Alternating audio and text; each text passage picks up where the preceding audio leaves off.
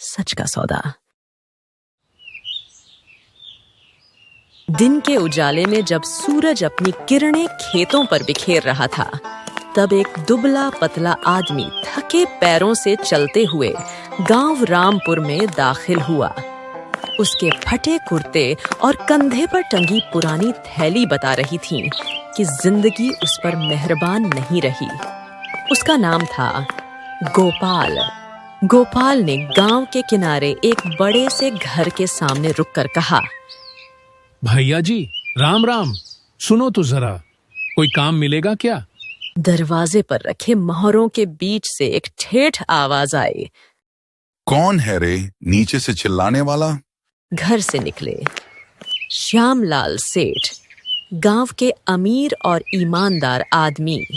सफेद धोती, मोटा कुर्ता और माथे पर चमकता टीका, देखते ही रोब झलकता था। गोपाल ने हाथ जोड़कर कहा, सेठ जी, परदेश से आया हूँ, खाने को कुछ नहीं है, अगर कोई काम दे दो जान लगा दूंगा।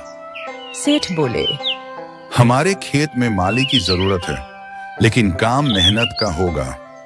गोपाल मुस्कुराया, मेहनत की तो आदत है सेठ जी, बस पेट भर जाए।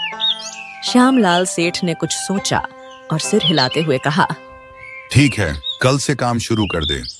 गोपाल की आंखों में उम्मीद की लौ जल उठी। दिन गुजरते गए और गोपाल की मेहनत से खेतों में हर साल 2 गुनी फसल होने लगी। गांव वाले कहते, अरे भाई, सेठ के खेत में तो जैसे जादू हो गया। धीरे धीरे गोपाल ने कुछ पैसे बचाए और कई सालों की मेहनत के बाद उसके पास अच्छा खासा धन जमा हो गया। लेकिन रातों को नींद नहीं आती थी, कहीं ये पैसे चोरी न हो जाए। एक दिन वो थैला लेकर सरपंच रघुवीर के पास पहुंचा। सरपंच जी, मैं इन पैसों को आपके पास रखना चाहता हूँ। आप गांव के बड़े हैं, सुरक्षित रहेंगे। रघुवीर मुस्कुराया, पर उसकी आंखों में लालच चमक रहा था। बिल्कुल बेटा, तुम्हारी अमानत मेरे पास सुरक्षित रहेगी। गोपाल भरोसे के साथ पैसे देता है और गोपाल ने सुकून की सांस ली और लौट गया। मगर कुछ दिन बाद गोपाल पैसे मांगने सरपंच के पास आता है। सरपंच जी, मेरे पैसे दे दो। कौन से पैसे? तुमने तो मुझे कभी कुछ नहीं दिया। गोपाल के पैरों तले जमीन खिसक गई। वो दौड़ता हुआ सेठ श्यामलाल के पास पहुंचा।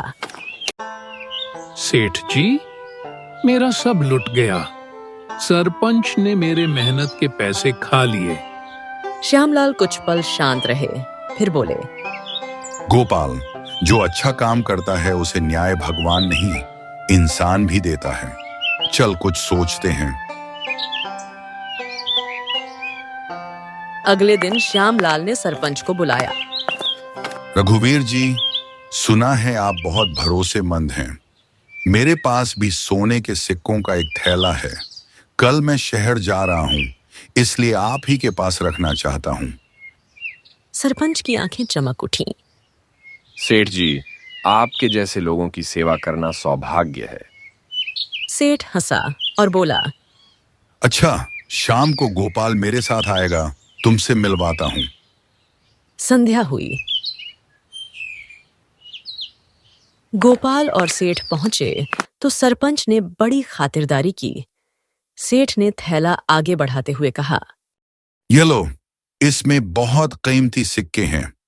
कल मैं अपने नौकर गोपाल को भेजूंगा, वो वापस ले जाएगा। सरपंच मन ही मन सोचने लगा, अब तो मौज है, सेठ के सिक्के भी मेरे।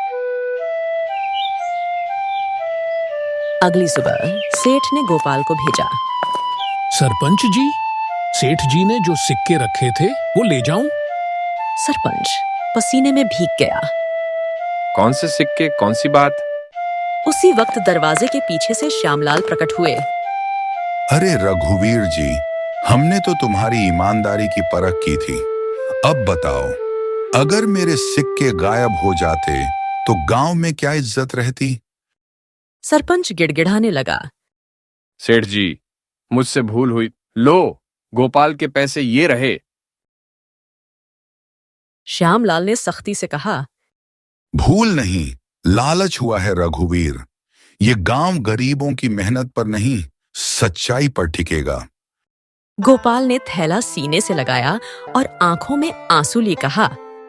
सेठ जी, अगर आप न होते तो मेरी जिंदगी भर की मेहनत मिट्टी में मिल जाती।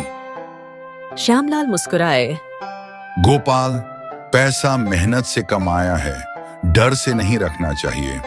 अब चल, तेरे लिए खेत के पास एक छोटी सी झोंपड़ी बनवाते हैं, तेरे अपने घर की तरह। गांव के लोग तालियां बजाने लगे। उस दिन से रामपुर में एक बात मशहूर हो गई। सच का सौदा कभी घाटे का नहीं होता।